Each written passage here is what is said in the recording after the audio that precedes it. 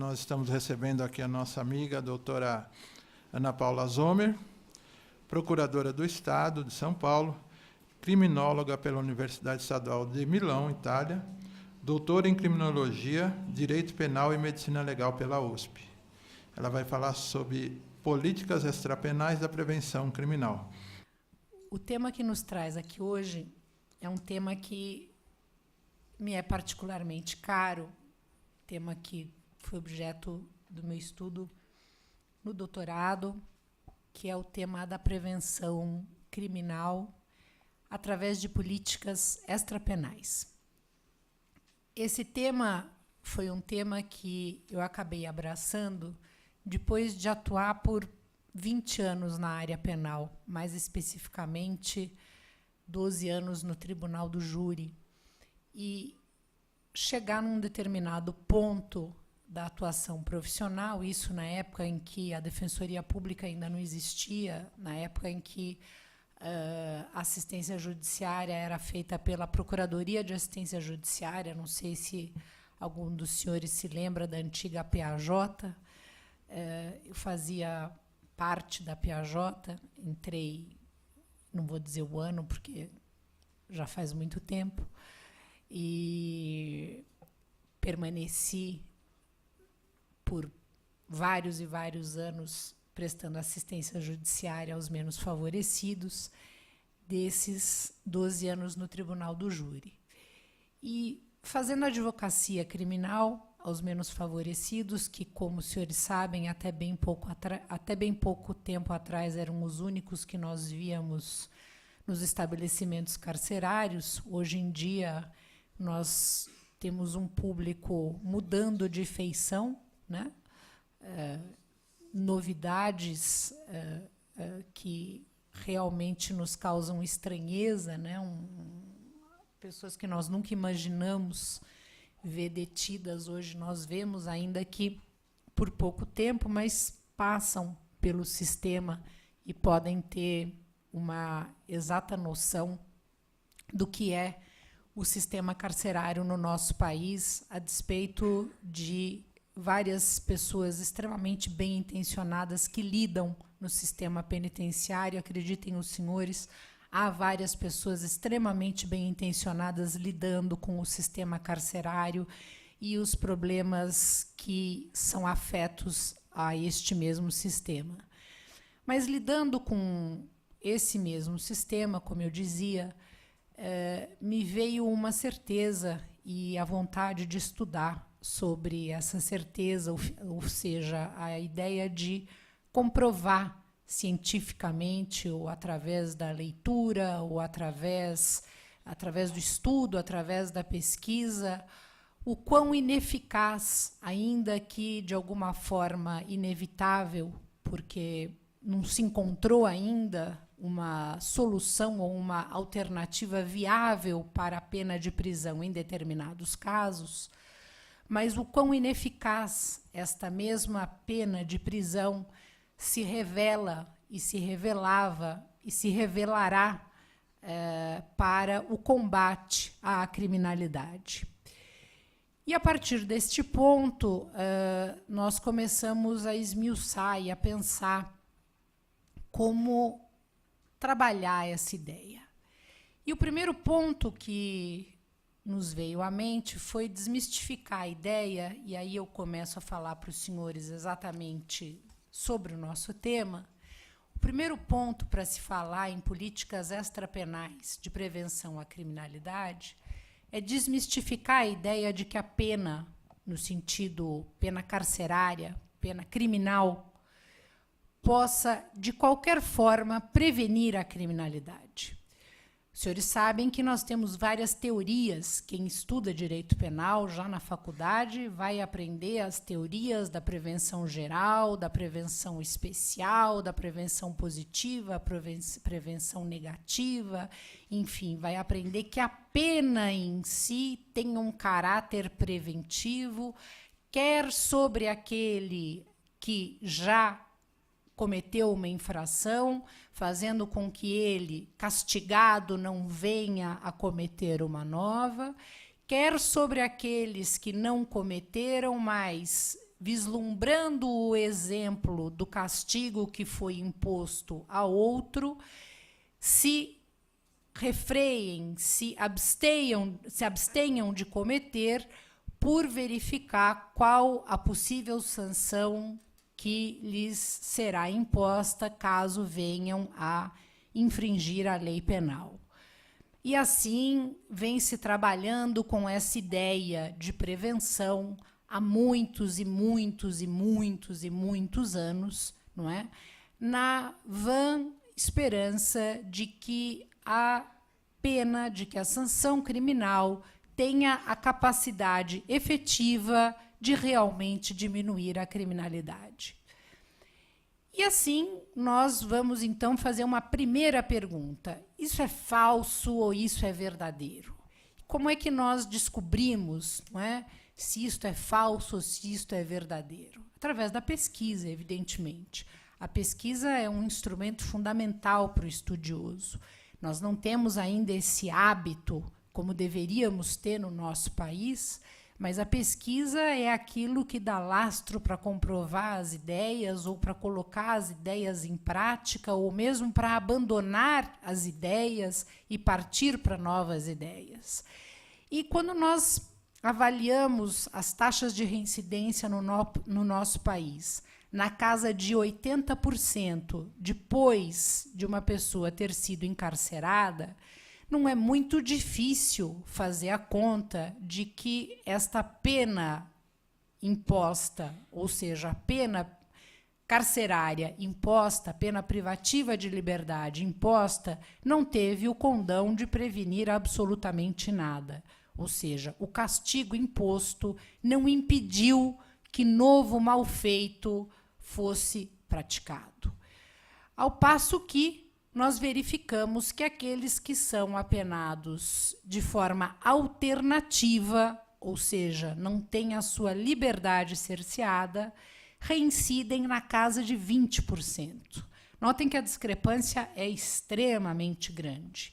Isso, por si só, já nos leva a pensar que esta ideia de que a pena é capaz de prevenir, ela é, no mínimo, e para dizer o mínimo, extremamente discutível.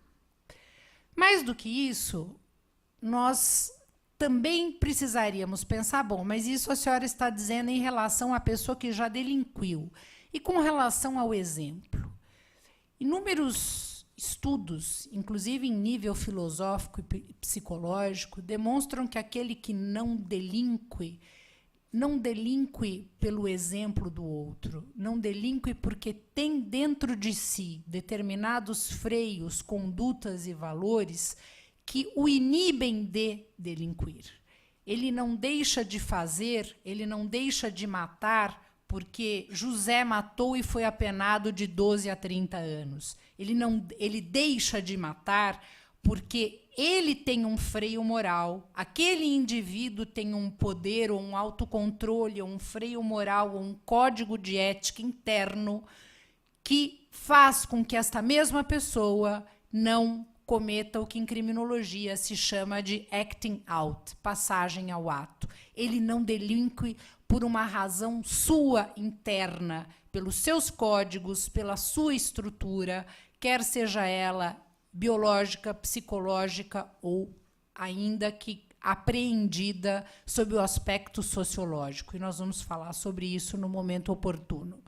De maneira que, ainda que como exemplo, de maneira que, quer como exemplo, quer como castigo, perdão, me faltava a palavra, a prevenção em nível de pena privativa de liberdade é uma falácia. E é muito importante que se admita que ela é uma falácia, não simplesmente pelo amor à crítica ou pelo desejo de criticar, mas para que, se assumindo que ela efetivamente não funciona, se possa pensar em uma outra alternativa que funcione, porque, evidentemente, nenhuma sociedade gosta de viver com os índices de criminalidade que a nossa sociedade, por exemplo, vive. Ninguém gosta de sair daqui como nós sairemos após esta nossa conversa, com medo de ser assaltado na primeira esquina, né? Então, pensar em prevenção da criminalidade, em primeiro lugar, é alguma coisa que aproveita a todos, é alguma coisa que aproveita a sociedade em geral. Esta é uma crítica que se faz, e eu faço aqui um pequeno parênteses, muitas vezes, quando se pensa e se fala em políticas alternativas ao cárcere, embora eu repita, eu não sou abolicionista, acho que em alguns casos não há outra solução, não se pensou ainda em outra solução que não ao cárcere. Há pessoas, a psicopatia, por exemplo, que é intratável, é incurável e que muitas vezes remete a pessoa a crimes absurdamente cruéis, ela não pode levar a outra solução que não é o encarceramento. Não é? Não há como se obrigar a sociedade a conviver com uma pessoa que é capaz de atos de tanta frieza, de tanta crueldade, e que não é passível sequer de ser tratada. Então, infelizmente, em algumas situações, não há como se pensar de outra forma. Não se imaginou ainda um outro modelo. Quiçá se venha a pensar num outro modelo.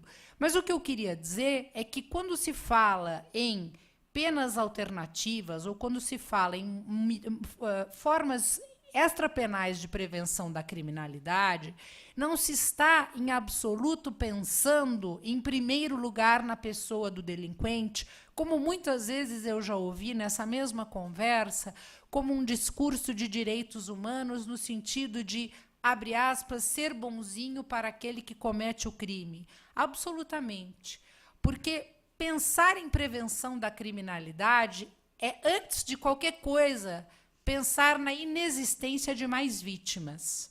Quando eu previno um delito de acontecer, eu previno inexoravelmente, inevitavelmente, alguém de ser vítima dele. Portanto, este não é um discurso pró-réu, este é um discurso pró-sociedade. Este é um discurso que, em sendo encampado, facilita a vida do que eventualmente delinque, sem sombra de dúvida, porque cria uma pena mais branda do ponto de vista daquele que vai ser castigado. Isto é fato. Mas melhora em muito a qualidade daquele que não delinque. Por quê? Porque se este discurso consegue, ou esta nova estrutura consegue diminuir significativamente os índices de criminalidade, a vida de todos melhora. Então, é muito importante que se tenha isso em mente para não se repelir esse discurso e essa ideia simplesmente por imaginar erroneamente que esta ideia possa estar visando beneficiar o malfeitor. De forma alguma. Não é esta a ideia que se quer passar. O que se está passando é prevenção da criminalidade e não abrandamento de pena para aquele que já delinquiu. Notem que são coisas diferentes. Prevenir a criminalidade significa fazer com que ela ou não aconteça ou aconteça menos. Esse é o conceito de prevenção da criminalidade. E o que nós estamos querendo dizer é que, através da imposição da sanção penal, a criminalidade não vai diminuir e nem parar de existir. E os números que nós temos nos mostram isso claramente, diuturnamente, e não precisa sequer ser um pesquisador. Basta ser, está aqui o Dr. Rubens, que é do Conselho Penitenciário, que não me deixa mentir. Não precisa ser pesquisador, não precisa ser do Conselho Penitenciário, basta ligar o noticiário todos os dias e os senhores saberão, a despeito de serem estudiosos, que o que nós estamos dizendo é absolutamente real e concreto. Então, qual é o primeiro ponto? Eu disse para os senhores, como nós, logo no início, que a pesquisa servia ou para incrementar ideias, ou para colocá-las em prática, ou para abandonar ideias. Nesse caso, a pesquisa serve para abandonar a ideia. Abandonar a ideia de que a sanção penal terá o poder de prevenir a criminalidade. Porque sanção penal é e sempre será e sempre terá uma única função: castigo. Se ela é válida ou se ela não é válida, enquanto castigo, é uma outra discussão. Se nós somos pró ou contra a prisão, é uma outra discussão. Se alguém aqui é abolicionista, se alguém aqui é a favor da pena de morte, isso é uma outra discussão. A nossa discussão se cinge ao fato de que a sanção penal não previne a criminalidade. Esse é o ponto, este é o cerne da questão. Agora, se a sanção penal não previne a criminalidade, e é importante que nós tenhamos isto por certo, não é? O que é que previne a criminalidade? Não é? Então, vamos nos dar uma chance, através, mais uma vez, da pesquisa, dos dados empíricos, dos estudos que já existem em muitos países do mundo, especialmente nos Estados Unidos da América do Norte e no Canadá, o que é que efetivamente previne a criminalidade. Né? E aqui eu me permito fazer um outro parênteses. Eu não sou daquelas que acham que o que funciona na França funciona no Brasil, porque a França é melhor do que o Brasil ou porque a Itália é melhor, absolutamente. Não é? Todos os países têm suas peculiaridades. Os institutos podem e devem ser estudados. Aqueles que funcionam em outros países devem ser estudados, até para que se compreenda e para que se tenham ideias diferentes daquelas que nós vemos aqui na prática e que, eventualmente, não estejam funcionando. Mas é fundamental que os institutos que se queira colocar em prática no nosso país sejam aculturados. Ou seja, eu preciso trazer um instituto, ou eu posso pensar um instituto ou uma ideia, desde que eu avalie aonde eu vou tentar introduzir esse instituto.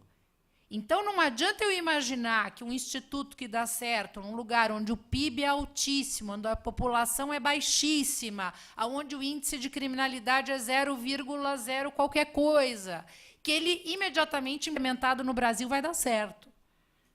Não é possível isso. Não é? É um pouco assim como as pessoas discutem sobre o problema das faixas de bicicleta. É ótimo ter faixa de bicicleta, mas é preciso ampliar as ruas também. Né? Não é possível que em uma rua desse tamanhinho eu queira que caiba o ônibus, o carro, o táxi, a bicicleta, o skate, o patim. Não dá. Andar de bicicleta é muito bom, mas os países que comungam dessa ideia normalmente têm vias largas, lugares para que as bicicletas andem, e as pessoas não correm riscos. Então, a ideia em si é fenomenal, mas ela precisa ser implementada com infraestrutura, ela precisa ser aculturada, ela precisa, não basta só trazer a ideia, olha, a partir de hoje, essa rua onde cabe um carro vão ter que caber 5. Não é possível. Não é possível com bicicleta, não é possível com institutos de direito penal, não é possível com nenhum instituto. Não é? Isso evidentemente, é uma coisa que não pode funcionar, não é? Sem entrar aqui em qualquer discussão ou tema político, é um mero exemplo. Então, o que eu preciso fazer? Aculturar o instituto. É possível que este instituto seja aplicado no nosso país?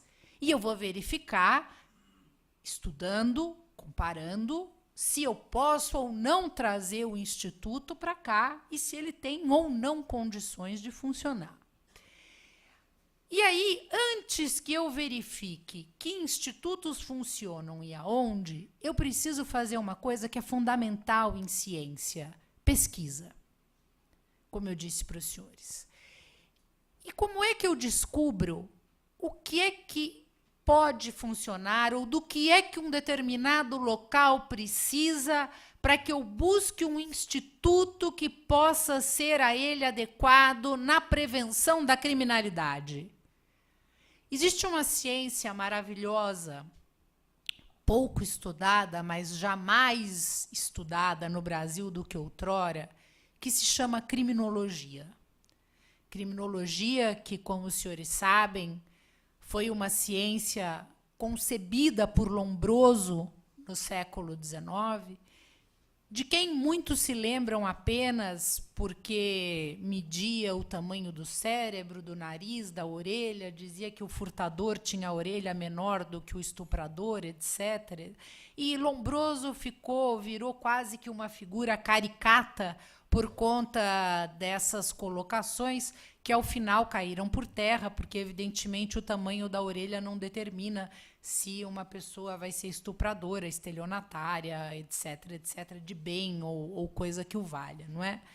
Mas Lombroso fez muito mais do que isso. Isto é aquilo que se recorda. Lombroso foi um sanitarista famoso, foi alguém que trouxe experiências extremamente importantes ao seu tempo, e mais do que isso... Só um minutinho, por favor. A senhora traz mais uma de açúcar para mim? Obrigada. Foi alguém mais importante do que isso. Ele deslocou a atenção até aquele momento no estudo da criminalidade, do crime, da pena, que era o que se fazia, obrigada, que era o que se fazia até então, através do que os senhores já devem ter ouvido falar, que era o chamado tarifário de Beccaria.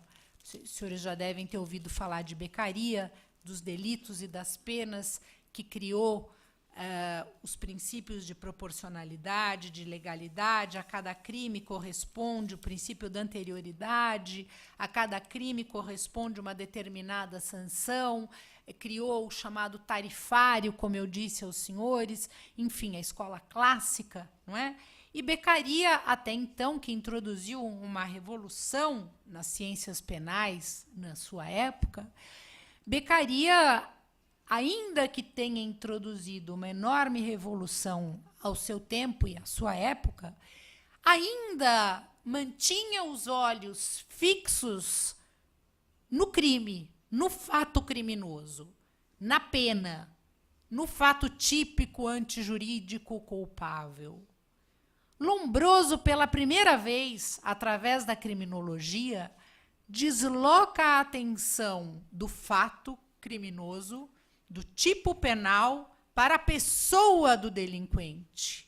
E Lombroso escreve a sua célebre obra L'uomo delinquente, o homem delinquente.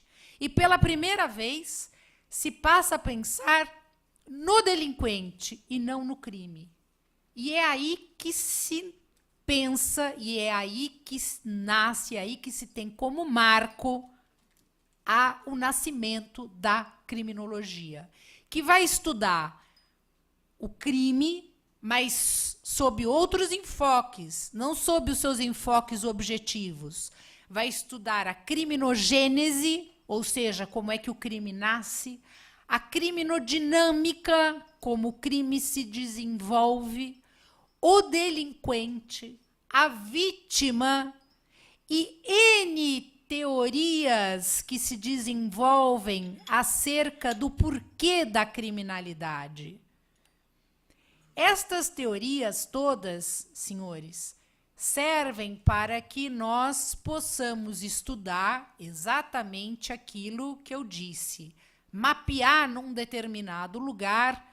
Por que é que aqui, nesta zona, há muito tráfico de entorpecentes? Por que é que aqui há muito homicídio? Por que que aqui há tráfico e há homicídio? Por que que aqui há muito crime contra o patrimônio? Porque os crimes, e guardem isso, cada um tem uma motivação diferente. As teorias psicológicas, as teorias criminológicas,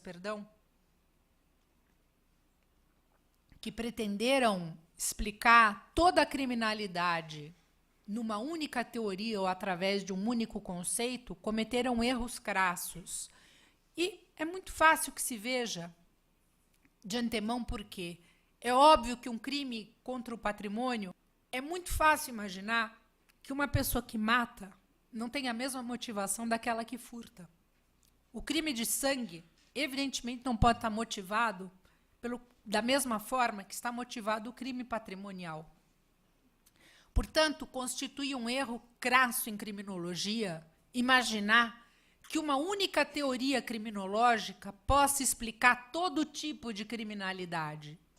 Assim como constitui um erro crasso em criminologia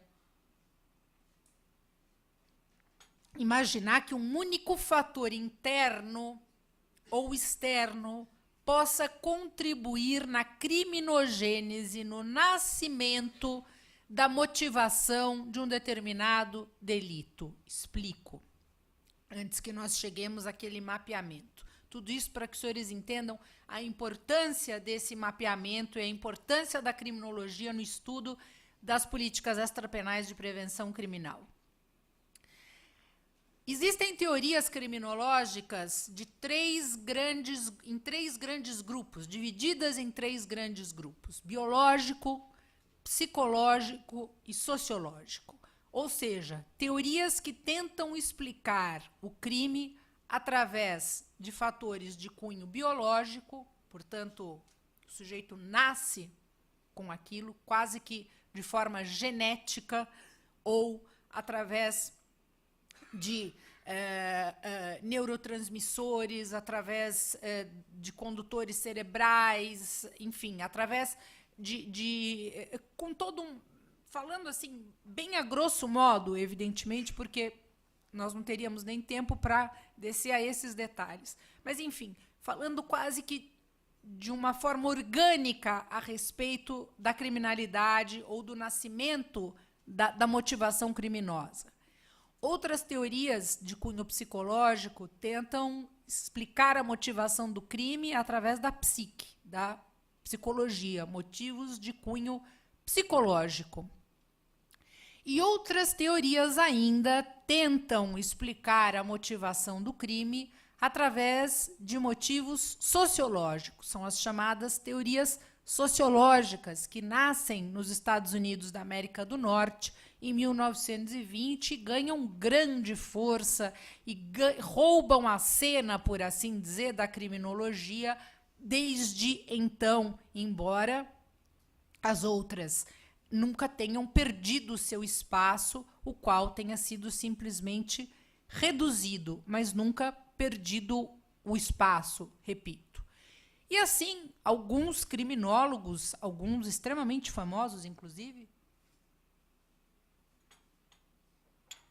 tentaram explicar também a criminalidade ou a criminogênese através de um único fator. Não, fulano delinquiu exclusivamente por causa disso. Fulano delinquiu exclusivamente por causa deste traço de personalidade, ou porque vive num ambiente desta forma. Enfim, dando uma única motivação. Este é o segundo grande erro crasso em criminologia. Porque, como os senhores sabem, o homem deve ser visto dentro de uma visão holística, uma visão em que as partes não podem ser simplesmente setorizadas e divididas. Há uma comunicação dentro dele, dele com ele, dele com o resto do mundo. De forma que pode-se dizer que haja a preponderância de um fator naquele determinado crime, mas nunca isoladamente um fator. Porque senão eu não teria como explicar, por exemplo, por que uma pessoa que eventualmente esteja privada de bens patrimoniais e viva junto com uma outra pessoa igualmente privada de bens patrimoniais, delinqua e a outra não. Eu seria obrigada a dizer, de maneira cruel, grosseira e absolutamente reprovável, que toda pessoa miserável irá delinquir. E não é verdade. Se os senhores se ligarem hoje à televisão, vão ver quantas pessoas não miseráveis estão delinquindo. Então, isto já por si só, nós estamos vivendo um Brasil em que esse é o assunto do dia, do mês, do ano, né? Se nós fôssemos pensar que a miséria gera o crime patrimonial, então o que nós vemos na televisão já seria o suficiente para desdizer e jogar por terra essa teoria. Que razão, então, teriam pessoas originariamente tão abastadas para terem, em tese, cometido os crimes que lhes são atribuídos, não é? Da mesma forma, eu não poderia, de forma nenhuma, dizer o contrário, que nunca uma pessoa privada de bens patrimoniais irá delinquir querendo ter um bem patrimonial. Também não posso fazer essa afirmação. Por quê? Porque cada um é um. Cada um é único. Aliás, a beleza do ser humano é essa. Cada um é único, não é? O senhor é único, o senhor é único, a senhora é única. Cada um é um. Não existe uma pessoa igual a outra, não é? Nós somos como as nossas impressões digitais. Cada um tem suas motivações, suas dores, suas belezas, suas feiuras. Cada um tem a sua particularidade. E assim cada um tem as suas motivações. Portanto, aquilo que pode ser para mim uma fraqueza, pode ser para a senhora uma virtude, pode ser para o senhor uma virtude, pode ser para a senhora uma fraqueza, podemos ter pontos em comum, mas não necessariamente sob pena de nós termos uma visão absolutamente determinista do ser humano que não condiz com a realidade. Assim, então, tentar explicar os fenômenos desta forma também é um erro bastante grande. O que eu quero dizer com isso é que, na pesquisa, o criminólogo deve estar absolutamente atento e aberto para os vários fatores que podem influir num determinado contexto em determinadas pessoas. É claro que se eu vou buscar, por exemplo, um local onde eu verifico que há má condição de higiene, pouca escola, não há praça pública, as casas em péssimo estado, famílias desestruturadas, pessoas sem possibilidade de ascenderem, e eu verifico ali, por exemplo, um grande fluxo de jovens migrando para o tráfico de entorpecentes, não é muito difícil raciocinar que o fator sociológico está preponderando ali. Não é? Não é muito difícil imaginar que se estas crianças ou estes jovens tivessem outras opções ou estivessem melhor estruturados dentro dos seus lares e dos seus ambientes, ou tivessem outras opções mais à mão, talvez a incidência de jovens migrando para o tráfico de entorpecentes fosse menor. Muitas vezes a gente ouve isso, não é? Aqui nesse bairro perdeu-se para o tráfico de drogas. Isso é verdade. Mas mesmo assim, os senhores verão que nem todos terão migrado para o tráfico de entorpecentes. Mesmo assim, os senhores verão que alguns, ainda que a duríssimas penas, não terão ido e não terão abraçado este caminho mais fácil, entre aspas, porque de mais fácil não tem nada, né? Dali é ou para a Fundação Casa ou para o sistema, mais cedo ou mais tarde. Aparentemente mais fácil, né? Aparentemente mais fácil, ou por 2, 3, 4 meses mais fácil, né? O tênis de marca, a cerveja, etc, etc. E dali é o quanto dura. Mas é uma ilusão. Né? É uma ilusão. E muita gente vive de ilusão. Não é só jovem que vive de ilusão. Nós vivemos de ilusão de vez em quando também. Então, há que se entender que os contextos são diferenciados. Então, se eu me vejo diante desta situação e faço um mapeamento desse lugar, o que eu devo fazer para prevenir a criminalidade? Colocar um cartaz ali dizendo assim: tráfico de entorpecentes, pena, reclusão de 200 a 300 anos, e acreditar que todo mundo com aquele cartaz ali vai parar de delinquir? Os senhores acham? Alguém aqui acha que alguém vai parar de delinquir com esse cartaz? Pode levantar a mão, não vou jogar copo, não vai fazer nada. O senhor acha que vai? Ah, não, só porque o senhor levantou a mão, eu já ia pegar a garrafa. Eu falei copo, não falei garrafa. Ou os senhores acham que vai funcionar mais na prevenção da criminalidade eu reestruturar esse lugar e dar um monitoramento adequado para essas famílias e para esse lugar? Por exemplo, criando escolas, uma estrutura pública, um acompanhamento de famílias, uma coisa que se chama e que é fundamental, controle social informal. Assim, o vizinho, a comunidade, a igreja, a escola, a comunidade de bairro, o esporte, a sensação que é fundamental e que eu digo sempre quando falo desse tema, de pertencimento a algum lugar. Ter o que perder. Eu pertenço a um grupo. Eu passo a ter identidade. Porque uma das coisas mais chocantes para uma pessoa quando ela abandona, ou quando ela faz essa opção, é exatamente porque ela não se sente pertencendo a lugar algum. Esta sensação de pertencimento, esta sensação de estar num grupo, de estar dentro de uma estrutura, é absolutamente imperiosa enquanto freio no combate à criminalidade. Eu vou ter o que deixar para trás. Eu tenho o que abandonar. E aí eu vou explicar para os senhores, por exemplo, a formação.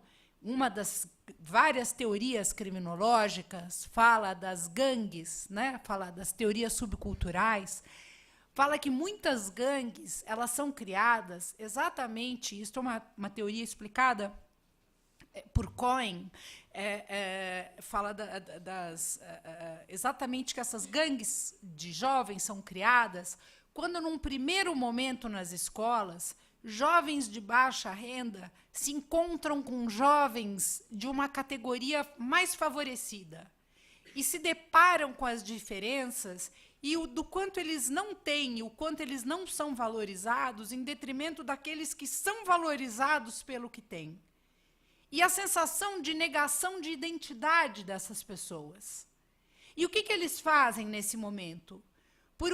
Por uma ausência de identidade, por uma ausência de sensação de pertencimento a este determinado grupo, eles criam uma subcultura, um subgrupo, aonde eles passam a ser respeitados, porque abandonam aquelas regras que são aceitas pelo status quo vigente e passam a criar suas próprias regras. E se estas regras, e se a sensação de identidade, de pertencimento, incluir, por exemplo, fazer pequenos furtos ou atos de vandalismo, eles vão aderir a essas regras, pela simples necessidade de pertencer a um determinado lugar, e não porque originariamente estas pessoas quisessem delinquir. E isso que eu estou dizendo para os senhores não é uma coisa da minha cabeça, isso é um estudo feito há muitos e muitos e muitos anos atrás, não é? Quando existe um livro escrito sobre isto, né? Que chama-se exatamente As Gangues, não é? De Cohen, que é um criminólogo, um criminólogo extremamente famoso, que fala exatamente da criação das subculturas. Ou seja, alguém que se rebela contra aquela cultura dominante, que de alguma maneira mostra a você diuturnamente que você não é capaz de ser reconhecido por aquela cultura, porque você não dispõe dos meios que aquela cultura exige, para que você seja reconhecido. E aí nós temos um outro criminólogo extremamente famoso, que é Merton, que fala da teoria da anomia. Não sei se os senhores já ouviram falar. Merton fala da teoria da anomia, da sociedade anômica, que é a sociedade fraturada. Ele chama de sociedade esquizofrênica. Ele traz esse termo para a criminologia de Durkheim, que é um sociólogo francês, muito famoso também.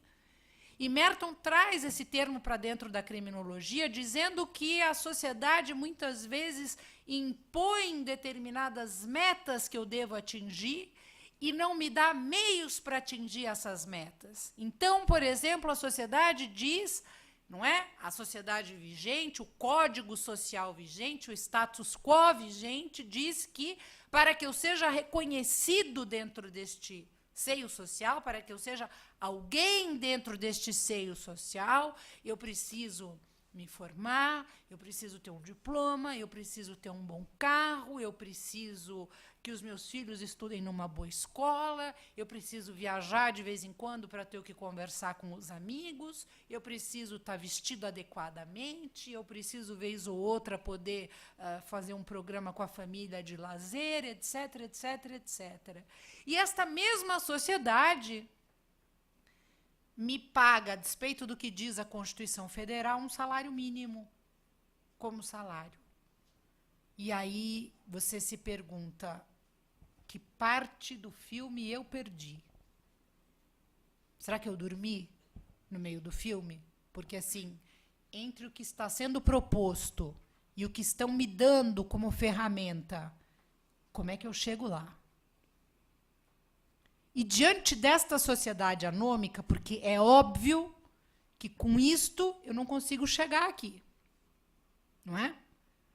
Diante deste descompasso, várias atitudes uma pessoa pode tomar. Ela pode se conformar. A conformidade é uma das soluções possíveis.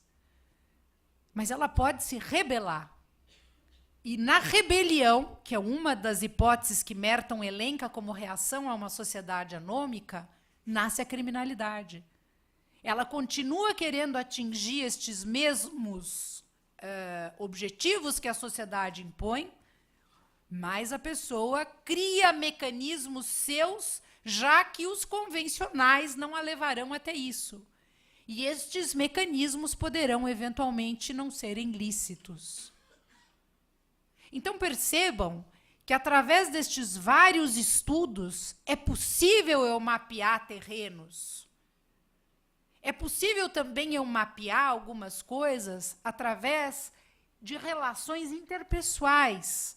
É possível eu mapear terrenos também, por exemplo, através de uma outra teoria, que é uma teoria de Sutherland, que foi um dos maiores criminólogos que já existiu, que cunhou a teoria do crime do colarinho branco, mas que também cunhou a teoria das associações diferenciais, que diz que quanto maior o contato com pessoas de maior proximidade, em mais tenridade, maior chance eu tenho de adquirir ou de introjetar determinados valores.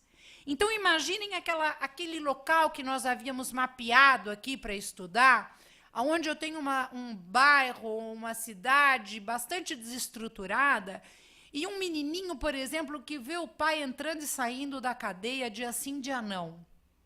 É o pai, é o primeiro modelo, é o primeiro exemplo, ele convive. Ou que vê o pai batendo na mãe, para falar em violência doméstica. Será que esse menino não vai achar normal que eu bater na mulher o dia que ele casar? Será que ele não vai achar normal esta vida de ir e vir, porque, afinal de contas, o pai, que é o primeiro modelo, vai e volta? Ele poderá não achar, ele poderá se rebelar. Notem, não há determinismo nisso. Porque, como nós dissemos, cada um é cada um. Não é? Dizer que necessariamente a pessoa fará isso é de um determinismo cruel. Agora, poderá fazer. O ambiente, nós temos que convir, é fértil para que isto aconteça. Não é impositivo, não é determinante, mas é fértil.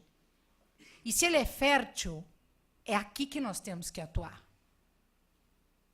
Então, essa teoria das associações diferenciais, então eu sou pequenininha, eu ando numa ganguezinha com um bando de menininhos que são os aviõezinhos ali do traficante-chefe ali do morro. Puxa, eu estou com eles todo dia, são meus coleguinhas, eu brinco com eles de manhã até de noite. Pode ser que eu me recuse, mude de turma, mas pode ser que não. E é nessa hora que eu preciso pensar em políticas extrapenais de combate à criminalidade. Porque é nesta hora que eu preciso intervir. Porque, vamos ser francos, Rubens me ajuda. Depois que já passou 3, 4, 5, você vai prevenir o quê? Vai voltar. Pode ser que tenha um ou outro. Já não sabe nem mais viver fora. Eu sei que é desalentador dizer isso, né? Mas, como eu disse para vocês, a velhice não dá só tosse, sabe? Vai voltar, não adianta. Não adianta imaginar isso. Pode ser que tenha um iluminado, né? Também não vamos ser deterministas nisso também. Mas a chance, o campo é fértil para ser coerente com o que eu estou dizendo desde o começo, sabe? Então, não é na ponta que o Estado tem que atuar na repressão. O Estado tem que atuar aqui, na prevenção. Porque aqui, construir presídio aparece. Mais 5.000 presídios construídos. Vai faltar vaga. A manchete não tem que ser 5.000 presídios construídos. A manchete tem que ser mais 5.000 escolas construídas. É aqui que tem que funcionar. Porque quanto mais escola funcionar aqui, menos presídio eu vou precisar construir. Claro que não é de um dia para o outro. Claro que isso leva pelo menos uma geração. Não vai aparecer na semana seguinte. Mas vai aparecer. Só que isso precisa começar. E aí, quando a gente pensa nessas políticas, a gente fala, bom, então eu já sei que aquela não funciona. Já sei como é que eu mapeio, porque eu tenho uma série de teorias que podem me ajudar, né? Porque eu dei aqui 3 ou 4 exemplos, mas tem milhares de teorias que os senhores podem estudar se interessarem pelo tema. Bom, então vamos ver se isso aqui está dando certo em algum lugar. Não é? A senhora está falando, mas existem exemplos? Também existem. E existem exemplos aqui. Nós temos muitas ONGs hoje no Brasil que tiraram pessoas, Afroreg, Gol de Letra, Sou da Paz, milhares de ONGs que trabalham com esse perfil e que deram para crianças e jovens sensação de pertencimento, que tiraram crianças da rua, que tiraram crianças desta situação de não pertencimento, de abandono, e deram perspectiva. Isso é prevenção da criminalidade. Não é mandar ler o Código Penal. Isso é prevenção da criminalidade. E aí, senhores, eu vou dizer para os senhores que nos Estados Unidos da América do Norte, no Canadá, existem programas de prevenção da criminalidade que eles chamam de early prevention, ou seja, prevenção precoce, que começam a atuar em crianças com 3 anos de idade. Crianças que se percebe estarem em situação chamada situação de risco, como esta situação que eu mostrei para os senhores. Então, famílias desagregadas, baixa escolaridade, crianças com déficit de atenção que revelam uma agressividade ou uma impulsividade acima da média, com uma baixa condição familiar, com uma baixa condição econômica, famílias muito numerosas, crianças com QI baixo, e vão elencando uma série de fatores de risco que permitem, já com tenra idade, a intervenção do Estado para que estas crianças sequer cheguem a se constituir num risco efetivo. E sabem como? Através do treinamento da comunidade, da escola e dos pais.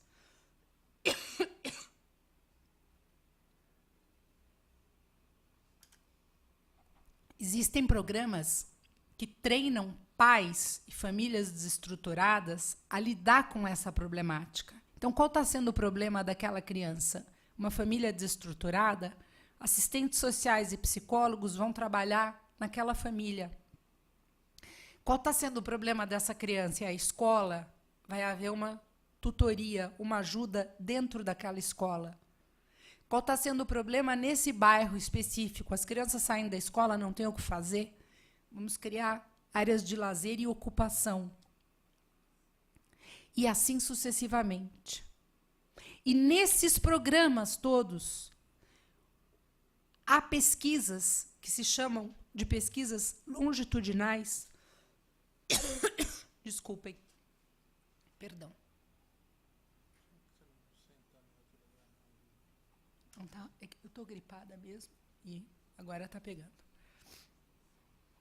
Perdão. Também já estou terminando. Estas pesquisas, elas vão mostrando, essas pesquisas longitudinais, elas acompanham as crianças do começo da intervenção por mais ou menos 20, 30 anos, para ver os resultados das pesquisas. E os resultados são fantásticos, porque os resultados fazem com que estas pessoas não entrem no sistema. Prevenir a criminalidade é não entrar no sistema. Prevenir a criminalidade não é passar a mão e falar, ah, criminoso, como você é bonzinho. Não é isso. Prevenir a criminalidade é evitar um futuro criminoso. É evitar uma futura vítima. Mas prevenir a criminalidade é começar aqui, antes que ela aconteça. Porque depois é muito mais difícil. Não é impossível, mas é extremamente mais difícil. Até porque a pessoa que já passou pelo sistema ela é extremamente estigmatizada. As teorias criminológicas também explicam isso. Os senhores já devem ter ouvido falar na teoria do labeling approach ou do etiquetamento. A pessoa é rotulada como um ex-presidiário. A chance que ela tem de ascender é ainda pior. Porque, além de parcas condições, eventualmente, ela já foi presidiário. A situação dela complica muito. Então, estes programas que existem são programas perfeitamente aplicáveis. Nunca é irremediável o tratamento de uma criança, nunca é impossível o tratamento de uma criança violenta. Ou seja, uma criança nunca é irremediavelmente violenta. Isso quem diz é Winnicott, que foi psicólogo, pediatra inglês, precursor de grandes estudos na área da psicologia infantil, e que escreveu uma das obras mais bonitas que eu já tive a oportunidade de ler, que se chama A Casa, Home is Where We Start From. A casa é de onde nós começamos. É a base de tudo. Ou seja, ou se começa em tenra idade, ou se começa readequando e prevenindo no lugar de origem e atribuindo às pessoas valor, importância e pertencimento, ou o caminhar torna-se extremamente difícil. O que eu quero dizer, basicamente, para os senhores, é que, em contraponto aos fatores de risco, as políticas de prevenção criminal extrapenais, escola, família, amigos, bairro, atividades, lazer, ocupação, pertencimento, são fatores protetivos. Os estudiosos falam nisso. Fatores de risco e fatores protetivos.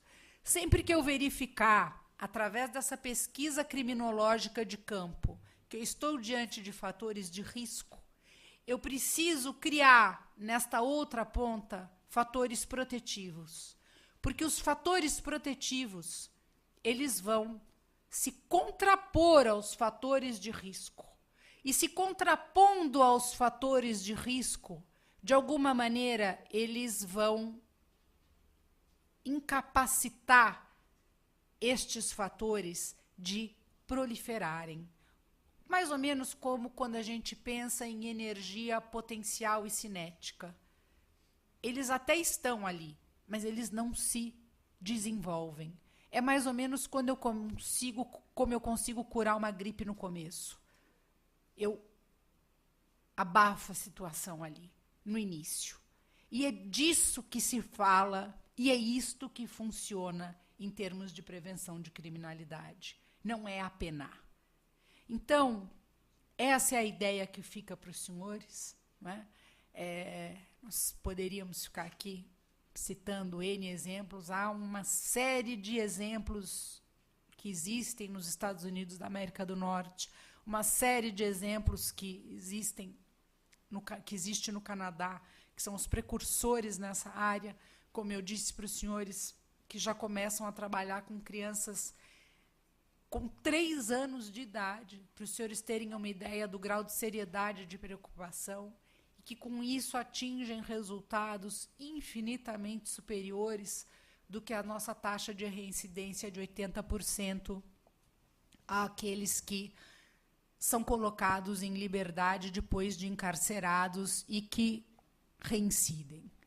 Portanto, acho que este é um número que, por si só, nos faz ter a obrigação de dar uma chance a uma política diferente, repensar essa política que vem sendo colocada em pauta há tantos anos, que, embora imediata, rápida, não é, e fácil de se ver, rápida de se ver e rápida de se executar, a longo prazo, não nos leva a nenhum outro lugar, senão aumento da criminalidade, aumento da construção de presídios e falta do número de vagas. Eu agradeço a atenção de todos e estou à disposição para quaisquer perguntas. Obrigada.